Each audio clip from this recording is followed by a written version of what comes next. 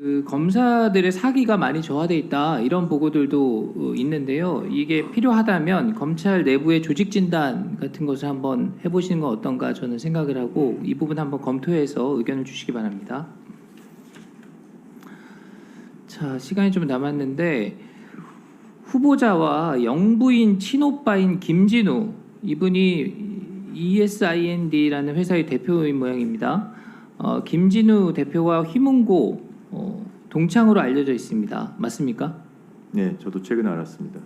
일각에서는 이걸 근거로 해서 그 인사에도 영향이 있었다, 있었던 거 아니냐 이런 주장까지 있는데 그 김진우 대표와 개인적 친분이 있습니까?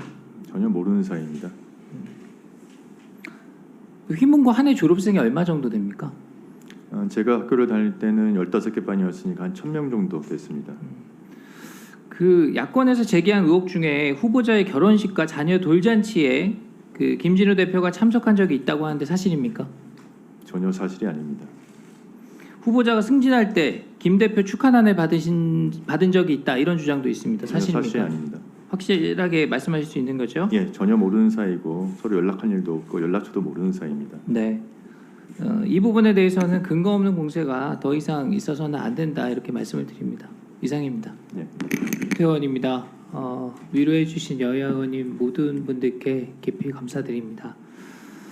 자, 질의하겠습니다. 먼저 후보자 지명을 축하드립니다. 예, 감사합니다. 예, 후보자님은 법무부와 대검에서도 주요 보직을 두루 경험하셨고 특히 최근까지 법무부 차관 역임하시면서 수사 이외에 법무행정 그 전반에 걸쳐서 준비된 분이다 이런 평가를 받고 계신데요.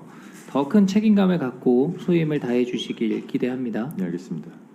제가 서면지를 통해서 답변서를 받아보니까 검찰의 가장 시급한 과제로 정치적 중립성 그리고 국민 신뢰 회복을 말씀하셨습니다.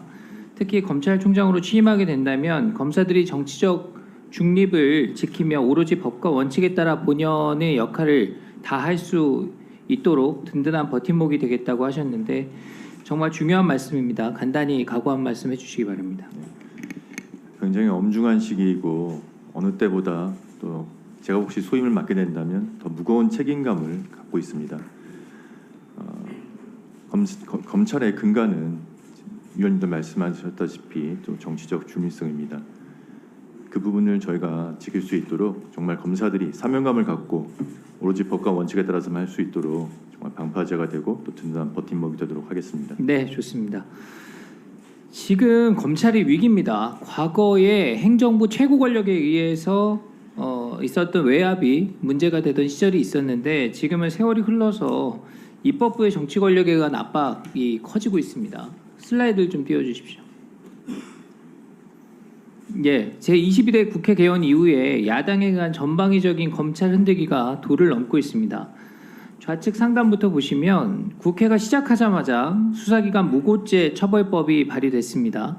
이게 사건을 조작하거나 위증을 강요한 검사를 처벌하겠다는 것인데 수사를 위축시키겠다는 일종의 겁박입니다.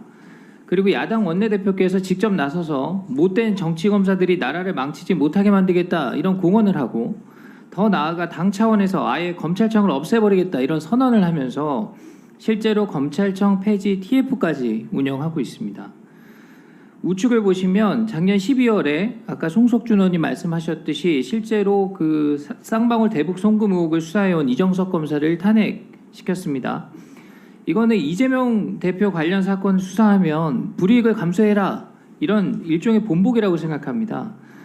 그런데 최근 헌법재판소가 전원일치로 해당 탄핵소추안을 기각시켰죠.